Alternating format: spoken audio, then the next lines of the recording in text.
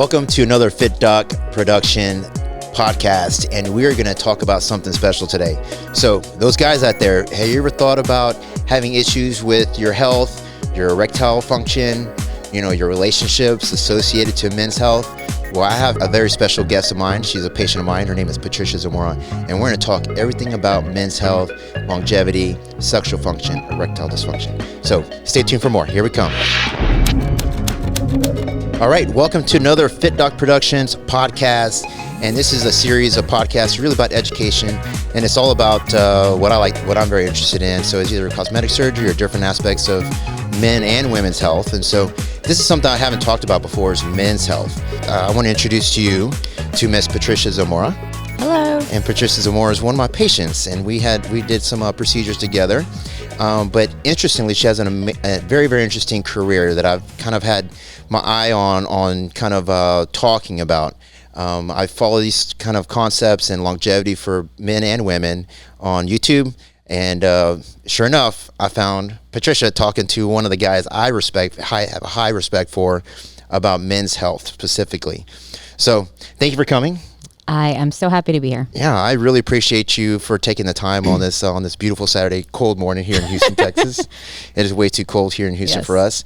But just kind of, I want to introduce you to my podcast fans and people watching my YouTube and my social media. Who you are, what your kind of your life journey was through, health and fitness, through your career. And to me, I think your occupation and what you do is just really, really, really unique. I haven't met a lot of people that I feel like really know what they're talking about. The ones I feel like really know what they talk about is one of these really famous podcasters. His name is Dr. O'Connor.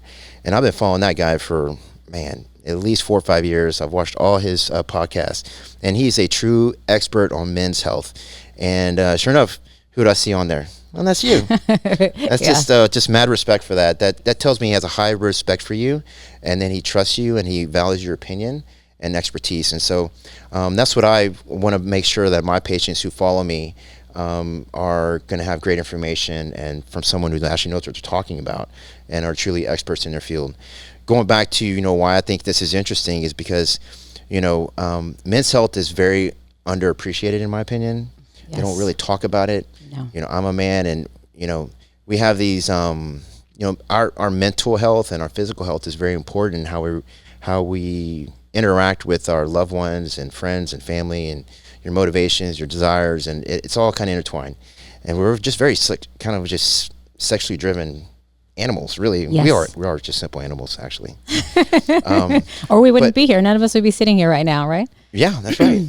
95% of my patient population are all women, but usually the side to that is that they're all in relationships. And so, the men's mental health and physical health can impact that relationship significantly. It can inspire the women to have procedures. It can have, it can cause a lot of good things. I've seen it cause a lot of bad things. Yeah. So I think I just wanted to kind of bring that to light, is that all my patients out there that have husbands or significant others, that you got to have, there has to be some attention to the guy too, in my opinion. Oh, for sure. To 100%. make that relationship work as the best that can. Yes. And so, you have a husband of 15 years, is that correct? We've been together about 15 years. 15 years. Yep, total. Okay. Yep. So let's get started with your life journey. Let's talk about what got you inspired in, health and fitness. Sure. And also through your career to where you are now. Sure. So when I was 16, actually, I was 15, 16, I started bodybuilding in the gym, or what I considered bodybuilding. Yeah. My mom kind of inspired me to go before school. And then when I was 19, I got my first personal trainer certification. 19 years old. 19 years old. Wow. I think you might remember, because you're from Houston, right? Or Houston area. Mm-hmm. Do you remember that PFIT certification through Baylor? Yeah. That was what I got. That was my first one. So, strong work. Yes. So I personal trained off and on for many years, but this was before the social media time, Instagram and whatever. So, and I didn't want to work for a big box clinic. I mean, a clinic. See, there I go with my clinic. I'm a little foreshadowing there for what we're going to discuss. I didn't want to work for a big gym, so I worked for myself. So it was very hard to getting clients all the time and having that steady flow of clientele. So eventually I was like, you know what? I still want to do something in health and fitness where I kind of have a little more flexible schedule. what can I do? And what popped in my lap was, oh, well, nursing. Nurses work 3 days a week in a hospital. It's kind of health and fitness, and I have some free time to spend with my daughter, who I had at 18.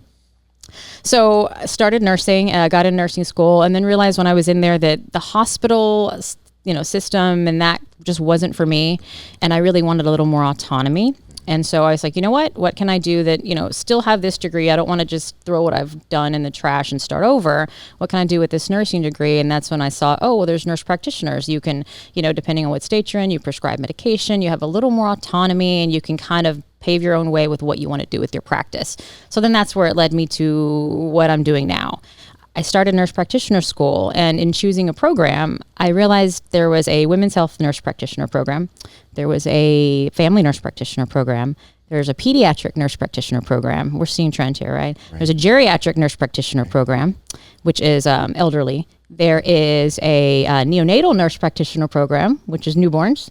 And there was a psychiatric nurse practitioner program. And these are throughout the country. What are we missing? Exactly. Yeah. So I thought that was curious, and it actually made me want to look more into that. I'm like, well, this must be something that a lot of people don't care about or are not doing. So why don't I look into that? And so that's what I did when I graduated. Do you want to keep going? It's a long story. Well, it's just, I see I see there's a very visible hole, right? I mean, and men die on average, 7, 9 years older. I mean, die sooner, 7 to 9 years than women. So why wouldn't you look into that? Why wouldn't you address that? Yeah, sure. Yeah. Very interesting. Yeah. And so you have I can't say this word. Say it for me. Your specialty is testosteronology. It's the term that Dr. O'Connor coined. I did not coin the term; he coined the term. Okay. Yes. And what does that really encompass? It's about. So it's the care of men on testosterone. Essentially, is what he meant by the term testosteronology. It's a way of caring for men on testosterone replacement therapy. Okay. He was known before as the anabolic doc. Right. And he just wanted to kind of get away from just being known as the anabolic doc, so to speak, because for some people, he felt that it left a negative connotation, like he was pushing anabolic steroids, which was not the case. He pushes taking care of yourself while you're on those things, and risk management, harm reduction. But he really didn't push the steroids, and so he wanted to get away from that, and so now he calls it testosteronology. Yes. And you kind of expanded more into the men's health and sexual function and longevity, and you just kind of, to me, what I know about you, you kind of expanded, not just replacement therapy. You kind of gone above and beyond sexual function, the psychological aspect of it, correct? Right. Because it's everything. So when I graduated with my nurse practitioner school, I had a couple of different jobs as a nurse practitioner that weren't directly in men's health. And then I kept applying, and I ended up landing at what I like to call a big box T clinic, which is one of those weekly injection clinics that guys go in there, 50, 80, 150 patients a day, in and out, in and out, in and out. I loved my patients there, and I loved the time. But I realized there that testosterone was just a tiny piece of the puzzle and of the reason these guys were in there, the root cause of why they came in. Yeah. And yet the clinic just wanted to give more testosterone to cover that as a Band-Aid. And it ended up causing a lot more problems than the guys come in there for. I think there's probably a little financial incentive to do that, right? Oh, 100%. Yeah. Absolutely. That's the unfortunate aspect of some practices, actually. Yeah. Well, let's just take, a lot of patients go in there because of erection problems, of sexual problems. And this is why and how I've expanded my practice now, is because if you don't address the sexual aspect of it, the erection, premature ejaculation, delayed ejaculation, libido, relationships, you're really not addressing a lot of the problems that guys go in there for testosterone in the first place. So you're saying that really the only reason they go in there for the first reason is just because a lot of them, yes. And if you just throw testosterone on it, it's not going to change anything. Right. So, libido, libido can be caused by, a low libido can be caused by issues at work or stress in your relationship, or the last time that you had sex was not a very pleasant experience for whatever reason. So you probably don't want to do it again, or you're having, your brain is like, it wasn't that good last time. Maybe we should wait. Yeah. And so when I was there, I realized that these patients weren't getting the all-encompassing kind of integrative approach care that they really needed. Sure. And that's why I started my own thing. Interesting. And you've been doing that for how long? 2 years. 2 years. 2 years on my own. Nice. Yeah. I think you're doing a great job. Congratulations. So you and I, this is going to kind of segue into how we met. And, again, most of my patients are female, not greater than 95% for cosmetic plastic surgery that I do. But I would say more than half of my patients that come see me come in with their significant other, like a husband, right? And it's not I think the driving force is mostly the female's desire to have the cosmetic surgery to get a little more femininity back or restore confidence. But you can see it's a relationship, right? It's a relationship. And so, you went through a journey through cosmetic procedures before I had met you already, right? And then when we met, you had some concerns that I gave you some options you decided to proceed with. So kind of let's talk about kind of what you had done and then your decision how to get to where you got to the point where you kind of came to me. Sure. So when I first came to you, I think it was a year and a half or so ago, and I had the gigantic implants that were bigger than my head, which I don't mind saying. Oh, Lord have mercy. And I was trying to get those removed smaller, and then I had what I thought I needed liposuction or something, and I had a hernia. Yeah. And you told me, no, you don't need lipo. It's not fat. You just need it's extra skin. You need a tummy tuck. And so that really validated me so much because I've trained so hard, and I'd have a 4-pack and then this little, what I felt like was like a little gut, and you're like, oh, it's just skin, Yeah. But what I really liked about you is that I was planning a European vacation, and I remember I was like, if I get this done within the next couple of months, can I walk around Europe? There's cobblestone streets. Can I climb stairs? And you're like, chill out, go to Europe and come back later. So I did. I went to Europe, but in the interim, I went to another plastic surgeon that had put the giant boobs in, and I was like, just please take these out for right now. And I did that. Let them settle for a year, and that's when I came back to see you to get everything else squared away. Yeah. Yeah. How was life without implants? How was that? I felt very sporty. Sporty. Very sporty. That's an interesting word. Yes, because like I said, I've been training since I was a teenager. Yeah. And I got my first set of implants at 20 years old. Okay. So I had breast implants most of my life. If you think about me getting them out at 40, I had them since I was 20 or, almost most of my life. And so I was able to when I do a push-up, I was able to go all the way down. It was all the way down, chin to the face to the ground. So I felt very sporty. I liked it. But I didn't like just the extra skin. There's still that skin that from the implants that I had, and just losing the little bit of feminine figure that I had before. I was yearning for that, to get that back. Yeah. Yeah. Well, cool. Well, I remember meeting you. You told me that already, and I was, I think the procedures that we chose to do, we did the re-augmentation, right? We didn't go quite as big as nowhere near where you were before.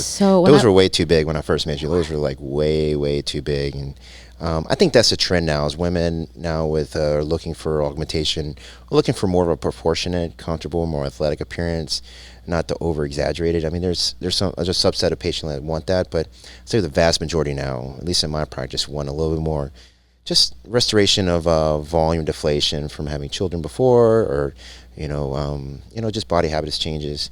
And I think that it's a better fit for women's physiques for longevity. I'm much more into longevity than I've ever been before. Think about, you want to have these implants for the rest of your life, Yeah.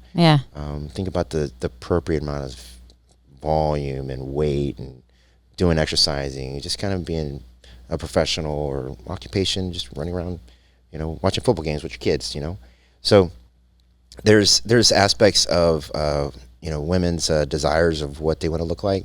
Everyone's different, right? You had your interests in what you wanted to look like, and which is fine.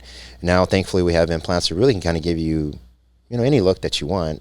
My job for women who are choosing to go with augmentation is to, limit the implant dimensions based on your anatomy. So your anatomy and then your desires, those two things. And then my job is to find that implant that fits you correctly. I think that's perfect. I wish the surgeons, because I had multiple before, would have. It wasn't a fact that I said, you know what, my dream is to have implants bigger than my head.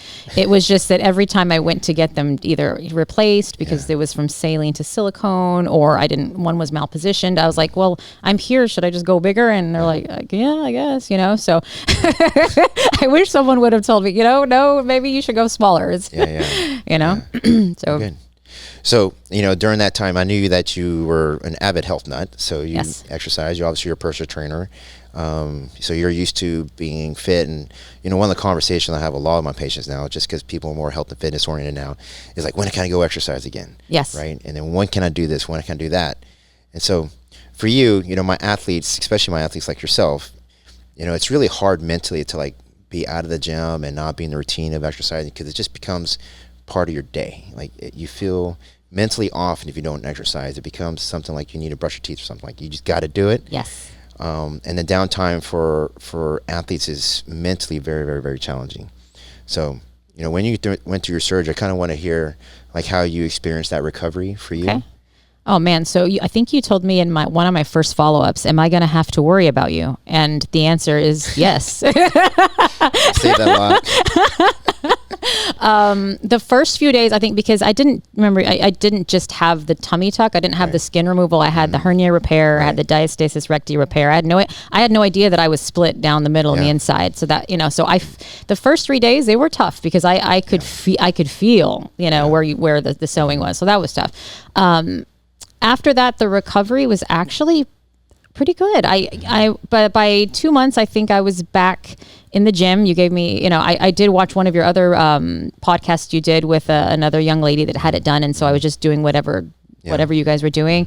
And then by 3 months, I was pretty much doing everything. And then we're right at 17 weeks actually now, I think this week. And I started with abs a week or two ago. Yeah. Feeling really good. Yeah. Yeah. It's been pretty good. The scar looks great. You did a great job. Well, appreciate you. Highly recommended. Thank you. Great.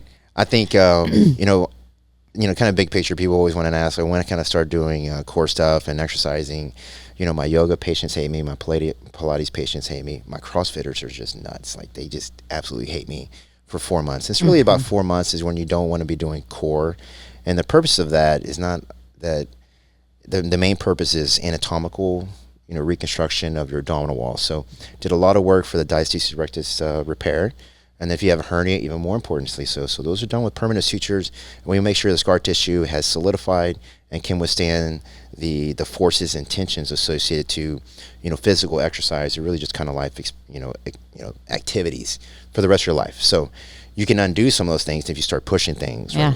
My CrossFitters go back at it a month, and then they can do these, whatever those hanging pull-up things are. I don't know what kipping pull-ups, the kips, whatever that is. Yeah, it's a flail. It's like a pull-up flail. At one of my gyms I go to is a CrossFit gym. I don't do the kipping pull-ups, but yeah, it's a kip. It is a flail. I'm back to doing regular pull-ups now, which is great. Yeah.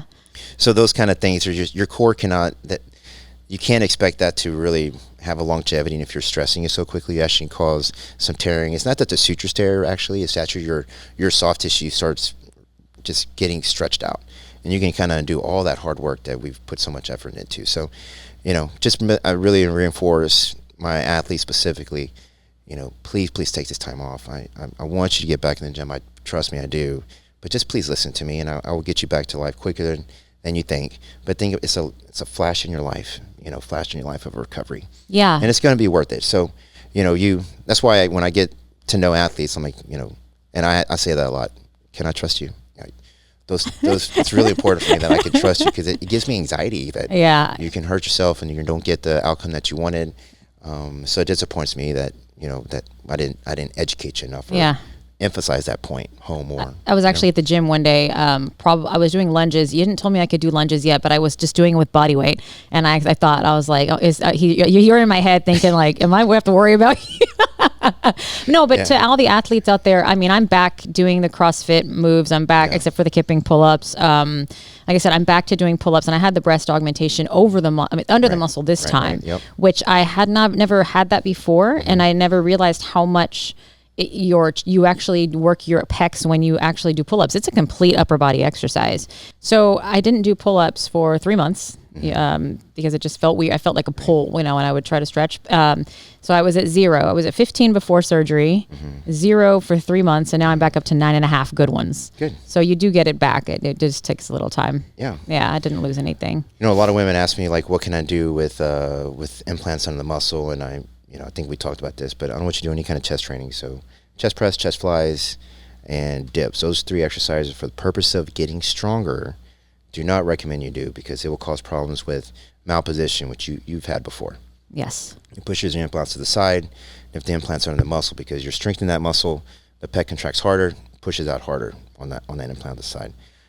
The exercises that use the pec as a secondary muscle, like the lat pull downs, or incline, like shoulder presses, the pec is really just a secondary muscle. It's not the primary. So everyone always asks me, and I've had hundreds of comments on this. Well, what about this?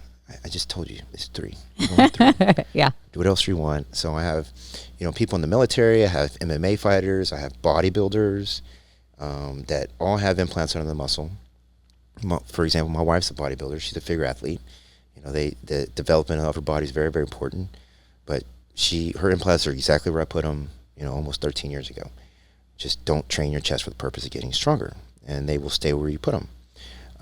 But there is a sense of that, that pressing, right? When you feel that chest muscle, you can feel it kind of push on the implant. Mm-hmm. It's just a sensation I think women just kind of get used to. But, the idea of that implants under the muscle is very important for longevity, in my opinion. The implants will stay there for the rest of your life. They're going to stay exactly on your chest there, because the muscle's kind of holding it up against gravity with the aging process. Does that make sense? Absolutely.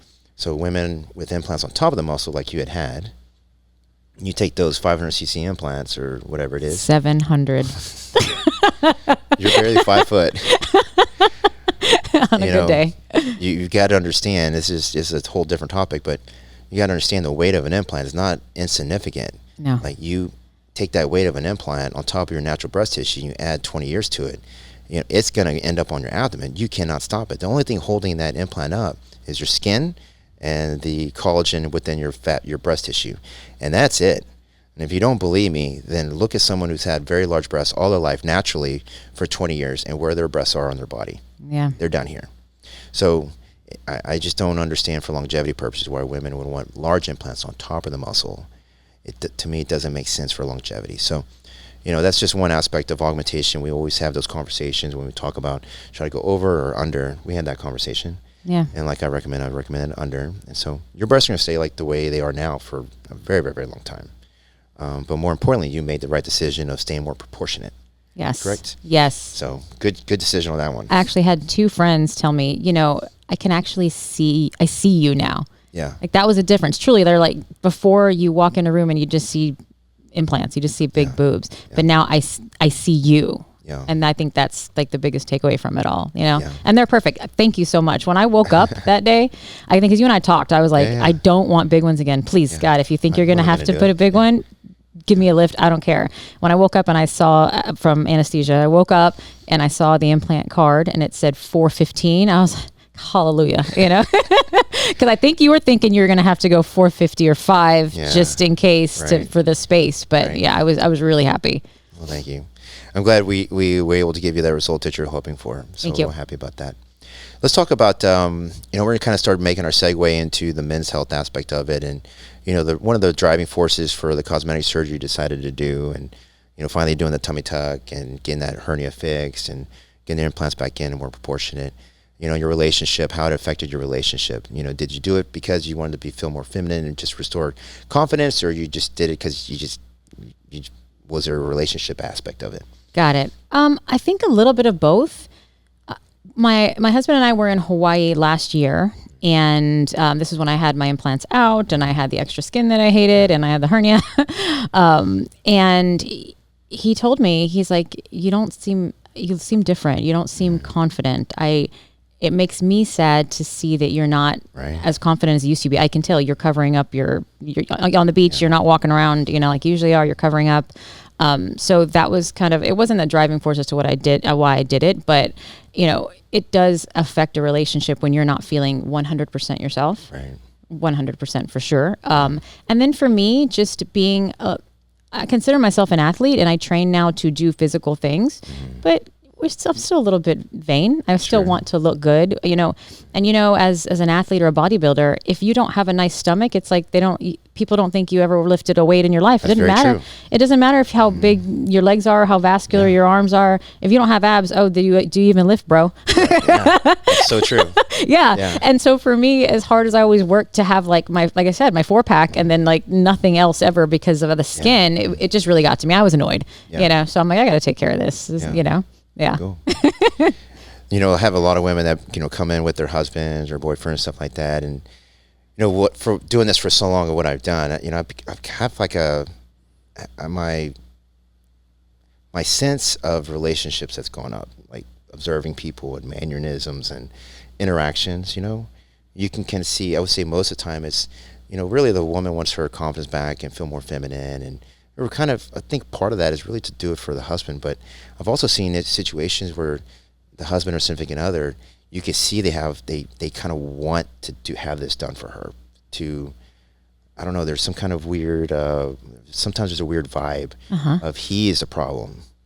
It's really the guy that's having the problem. It's not her. She's doing it for him because, you know, they want it to be better, right? And those are kind of relationships that I really want to make sure that I really focus on what she wants versus what he wants. You don't follow me? For sure. Like he wants to go an extra 100 cc. She's like, I think I want 400 cc. He's like, no, you need to go up. And when those kind of situations, I try to kind of step in the way a little bit. Good. And kind of try to disengage them, you know, as nicely as possible, and focus on what she wants. It's her body. She's going to be living with this for the rest of her life, you know.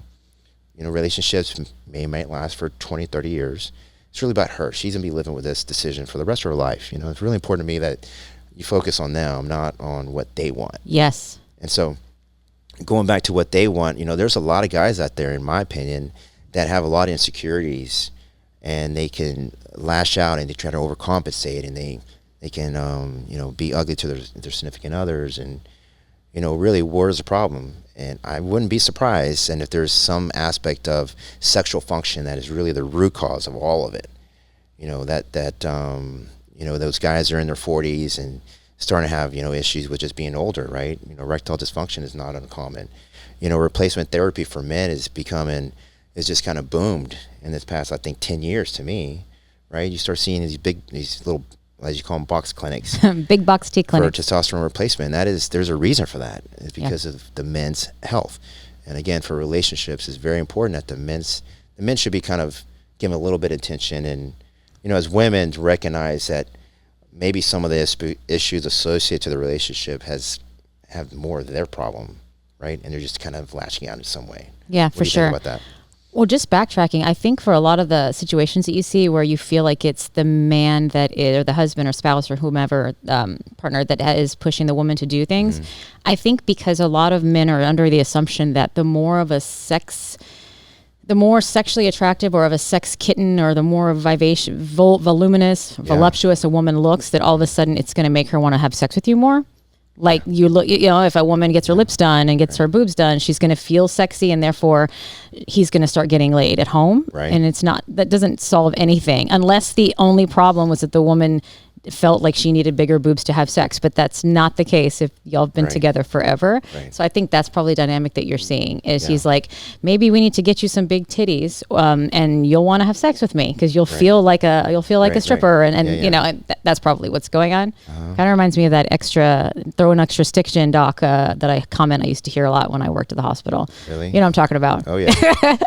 And we'd all just roll our eyes, you know? Yeah.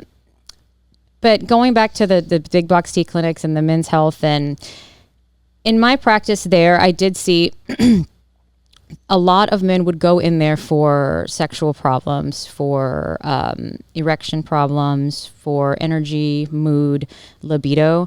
And so I think because it's so prevalent, I think really that's why testosterone has been this buzzword over the last 10 years. Well, it seems like it's a magic pill, right? I mean, especially now, this can be on social media, right? And, you know, all this information is out there now. Yeah. And it's just so talked about, like, you know, testosterone is a magic pill for men, for libido and energy and strength and feeling more of like a man, because we were told that, you know, our testosterone decreases with age, which it does, right? Mm-hmm. It does.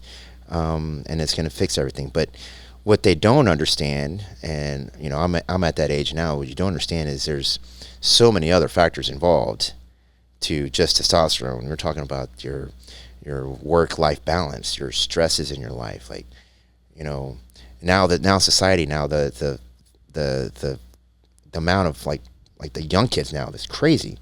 Like the access to porn, like I think that is destroying young guys. Gosh, yes. Like it is just absolutely demolishing their mindset of what real sex is. You know, it's terrible. Like, what are we gonna do with these kids that are just addicted to porn? They desensitize themselves so much that there's no way any normal relationships can do some of the things they've seen on porn, right? Absolutely. I don't know what the actual numbers are, but for most men, I think below 30, watching porn is one of the number one causes of sexual dysfunction. It's 100% porn. Either they can't get hard with a partner, they can't keep it hard with a partner, they can't ejaculate, and it happens with older guys too in relationships. If you're watching porn and your wife, you know, you're so used to that dopamine rush that you get with porn, situations that are not necessarily practical or to do,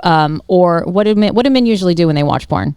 Right. 9 times out of 10, they masturbate, right? It's not you're watching porn with a partner. That we don't really do that a lot anymore. Right. It's you're masturbating. Well, I don't know any man who masturbates with, you know, a delicate cotton tipped grip, right? So you're, you wanted me to be open to myself. So you got a vice grip, right? You have just the right amount of lube that you want to get yourself off, and you've got this super stimulating show you're watching, and then you go to have sex with your wife, who maybe she's in menopause or perimenopause or whatever, but her vagina is not feeling the way your hand and that perfect amount of lube felt, and she's definitely not giving, you know, she doesn't have 3 or 4 partners with her in the bedroom to give you that same. It's a setup for failure.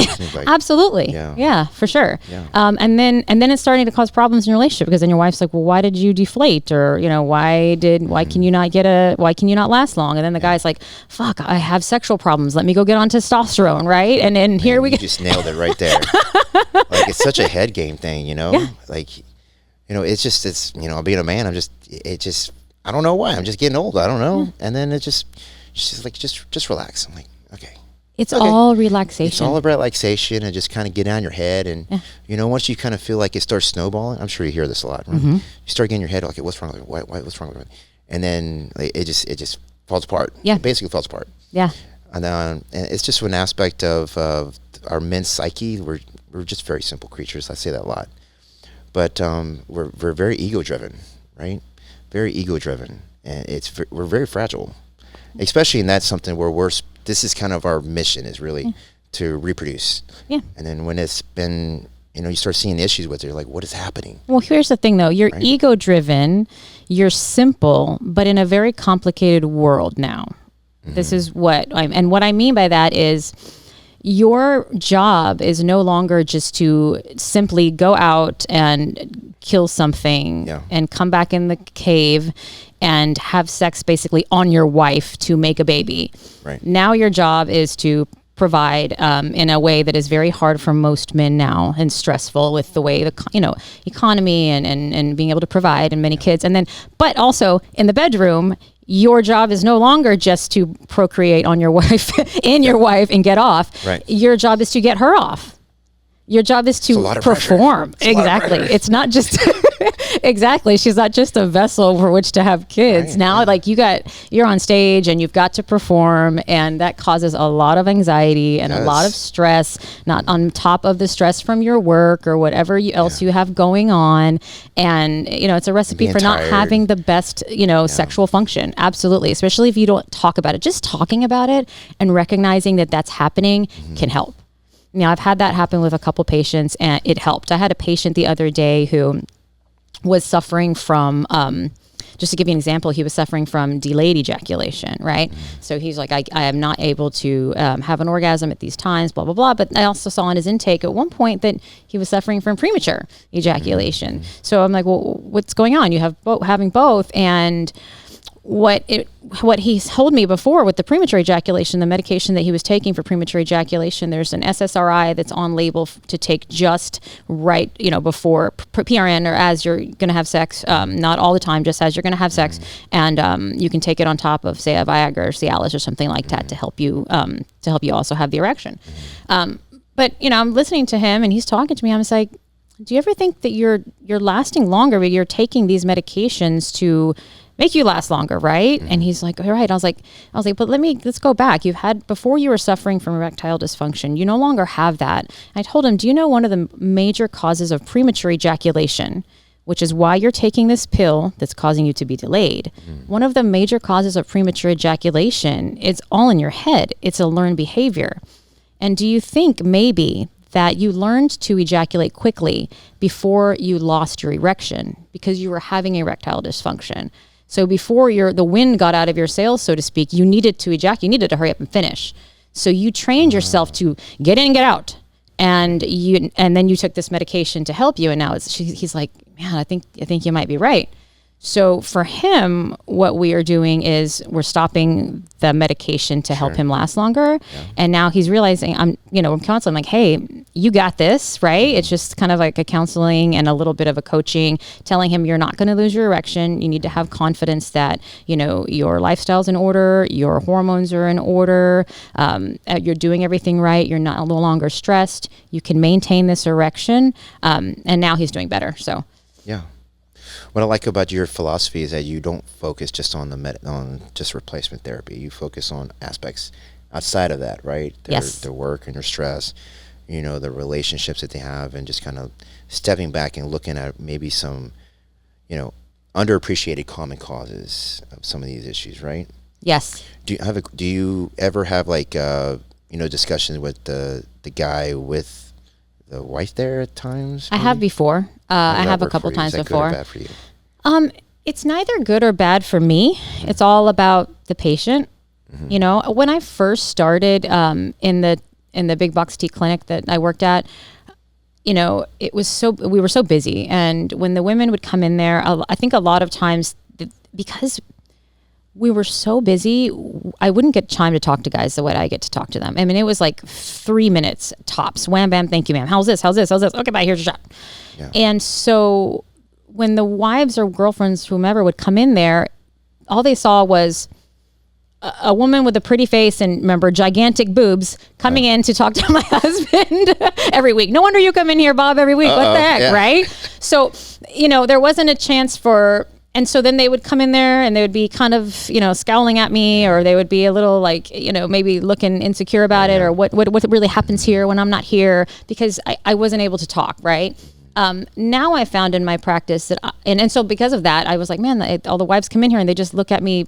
They're just like checking me out. They're just scoping me out when I'm talking to the husband. Like they're just like, what's she all about, right? And so I didn't enjoy it. I was like, man, Bob's wife, I'm just going to say a random name, Bob's wife's here again, and she just makes me uncomfortable. She's looking at me like I'm doing something wrong. I'm just trying to help her husband. But as I've been doing this longer, I welcome the conversation with the wife, because it is part of his health too. Like, what am I doing if I'm not also helping that dynamic, and I'm helping him to help her, and vice versa. And so I'm able to talk to them a lot more now. And do you feel like the guys open up more when you have the significant other there? No, that no. Yeah. No. Which is interesting. For what I do, I think it's the other way around. Yeah. For when the guys come, I think the women are just, they feel safer that they can tell me things and why they do things. And then, it's not uncommon for them to say something, and the husband's like, oh, and didn't realize, had no idea. Right? So it's a little bit of psychology involved, right? Just like you, it's 100%. So much psychology involved in just meeting someone who's looking to help feel better about themselves. I get that. I've just been really, really experienced with it. Yes. But there's a lot of aspects of the relationship that will be kind of brought to light. Yes. You know what I'm saying? Yes. But for me, I think it's better, and I call it the conversion rate of women having surgery with me. If you bring a significant other with you, there's a good chance you're going to have that surgery. There's a very good chance. For sure. Because as guys, we're their protector. We want to make sure that surgeon's not going to hurt her or, you know, they're not a sleazeball, or they're going to do a good job and they have to, because they're going to be paying for it. Like, I want to make sure this guy's not a jackass. Oh, they're paying for the whole thing? Yeah. I need to go back to my husband. I don't know. Right. So, you know, Ricky, you hear that? They paid for the whole thing, not one boob. Wink, wink. That's awesome. So that's just one of those things that I think that's, I don't know. I feel like I just feel more comfortable when they're there. Yes. Because they've endorsed it. You know, when they drive home, like, that Morales guy, I think he gets it and take good care of you. He looks like a good guy. I was looking him up. He looks like he's been married for a while. His wife's really, really pretty. He's got a good family. I like what he does on social media. Yes. Yeah, well, you can have surgery with that guy. So I think what you and I do in that aspect is a little bit different. With me, with the sexual problems, guys open up more when no one else is around. Their spouse aren't around. Anticipate that, yeah. Just because, you know, they're a lot of times first of all, they don't even really know how to articulate what's going on. And then they usually are maybe embarrassed about the whole situation when it comes to whatever's going on, and they are more open to talk to me when it's just, you know, it's just us. I think that for those kind of conversations, I like them by themselves, and I like them to go do the homework with the wife and then come back and report back. Yeah. You know? And being a guy, I just think we're just more self-conscious, and we don't want to feel vulnerable or weak in front of our significant other. Like, I don't think I could ever get therapy with my wife. Exactly. I would just feel very secure about it. I probably wouldn't open up as much, you know. I don't know if I ever got therapy like that. I don't know if, I think I'd probably be more comfortable talking to a female about it versus a guy. Yeah. Like, I just don't think we have that empathy trait and built into us innately. Yeah. We're just not innately, just not very empathetic as most men. You're afraid a guy would be like, suck it up, bro. My dick works, right? Exactly. I don't know what your problem is, man. It sucks for you. Yeah, that's funny.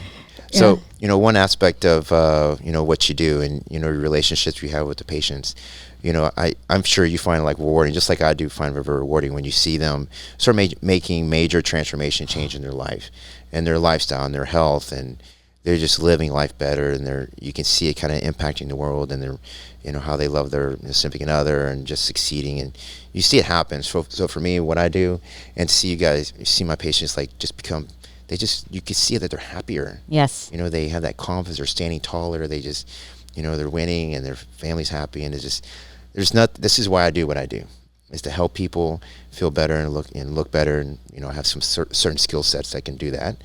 But to see them take that positivity into society and how they care for others is really, really rewarding for me. So I think for you to kind of just, you know, help guys, you know, feel better about this one, I think that's fantastic. Oh, it translates into every other aspect of their life. Yes, I can think of a lot of patients of mine who have made not really just body transformations, but complete attitude and life transformations. You know, I've had, you know, down and out, depressed divorcees, having to chase away, you know, old girlfriends, or now moving in with girlfriends. And, you know, I'm like, are you getting married? She wants to, like, I do it. Just having this renewed zest for life again. Like, it's not over, right? Out doing their thing. And when you feel good and you feel good about yourself, which is really all it is, you're feeling good about yourself and you realize you can do anything, then you achieve all your goals. And so, yes, I have so many guys like that, and it's so rewarding.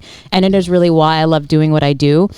And that's also why I've transitioned in my practice to not just do testosterone, because for the guys who just come to me and they only pay me for the testosterone therapy, and I don't get to have the time and the follow-up that I would like with them, the sitting with them and the coaching, I feel like I'm doing them and me a disservice, because it's just one tiny aspect. And I'm sitting here, and if I haven't seen or heard from a guy in 2 months or something, you know, he's on just the testosterone program and I see him every 3 months, I'm still worried about him. I'm thinking, I'm like, I hope Bob's okay. Is he depressed? Is he having issues with this? Is he been eating well? So I found that I still, when I meet with these guys, I'm still kind of coaching them in every other aspect of their health, because it's all encompassing. It's all connected.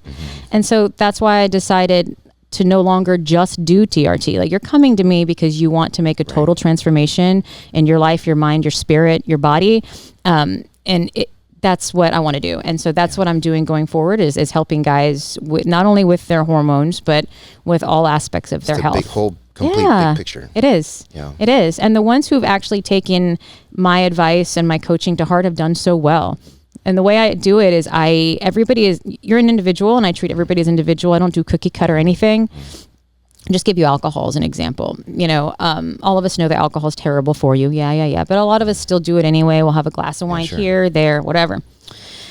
I had a patient who his alcohol was really holding. He wasn't an alcoholic, but when I asked him in his intake, how much are you drinking? I always had to do a full assessment. He said he would go out Thursday, Friday, Saturday and have some drinks.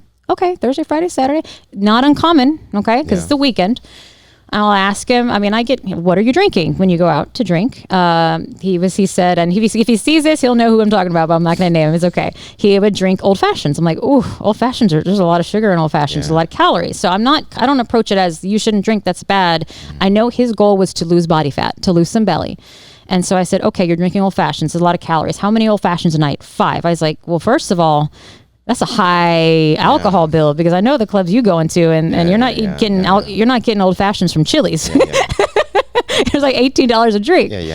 Anyway, so we just started. You know what I started? I was like, look, you're not going to cut down right now. Probably you like the way it makes you feel. Fine. Can you switch it out? So we started switching it out. So I said, vodka. How about a vodka soda with lime? How about this? You want the alcohol? Fine. Switched it out.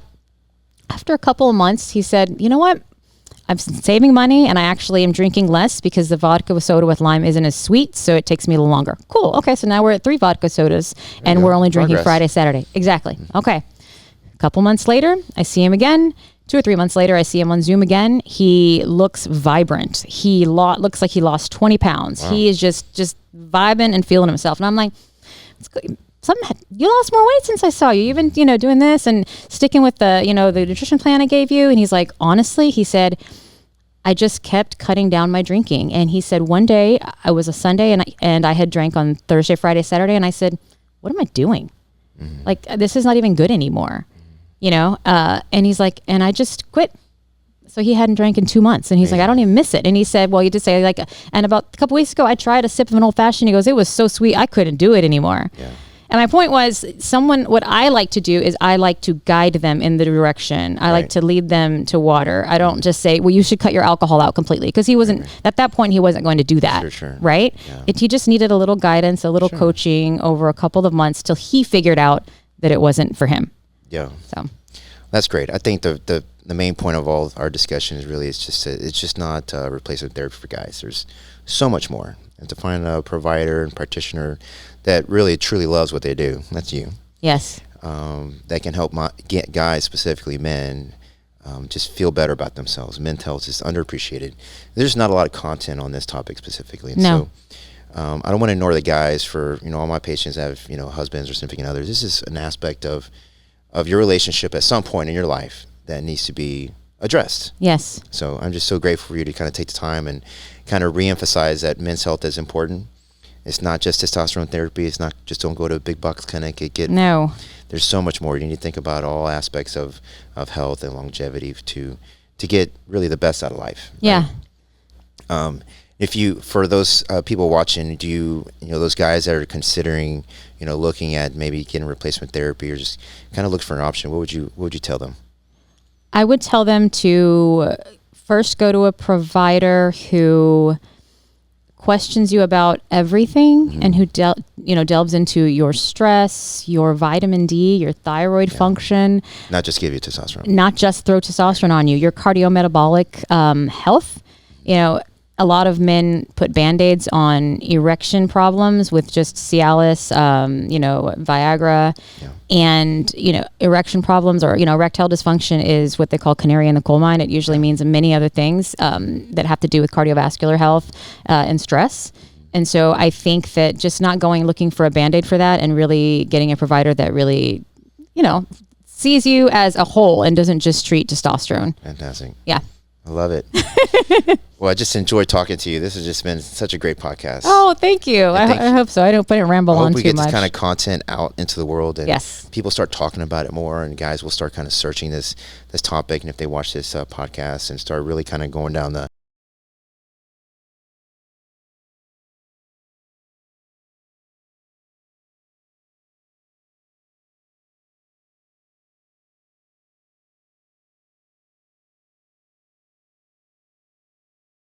1 minute. It's really simple. You know what I mean? It really is. It's, if you want to improve your health and your longevity, your testosterone, better erections, get some sleep, very good sleep, at least 8 hours, cut out anything that is keeping you from sleeping well. Phone. Practice mindfulness, lower stress, because stress is going to cause issues with erections and with your testosterone.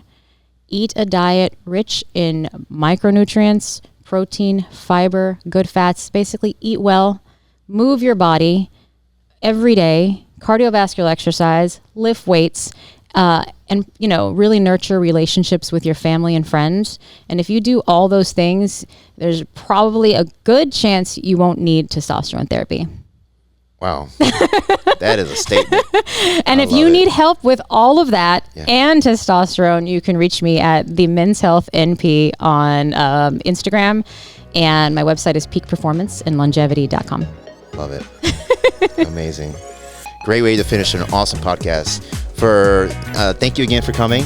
And thank you for having me. I look forward to watching you continue to take care of guys and just kind of be celebrating, just cheering you on. Top thank cheerleaders.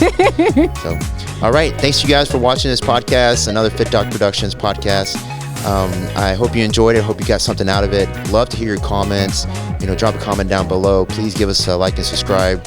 You know where to go find Ms. Patricia Zamora, nurse practitioner specializing in testosteronology.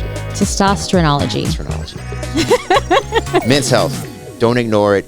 Go start looking into it. So thanks again, and I'll catch you next time. Bye.